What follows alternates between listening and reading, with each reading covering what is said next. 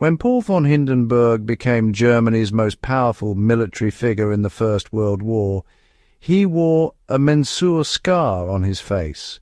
When Manfred von Richthofen, the Red Baron, became history's most famous fighter pilot, his face bore the marks of university duels.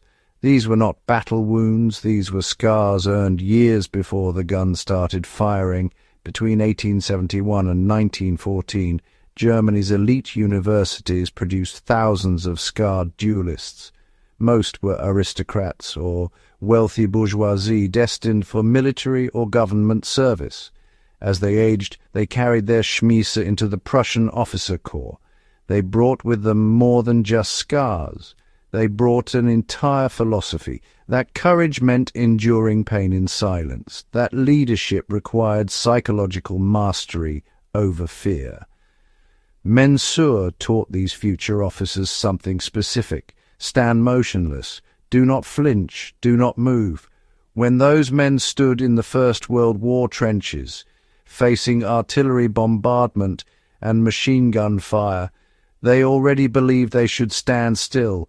That movement meant weakness. That suffering in silence meant strength.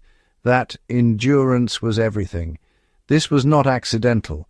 The German military system deliberately used Mensur to condition its officers, to teach them that pain could be controlled through will, that sacrifice was noble, that obedience to hierarchy was virtue.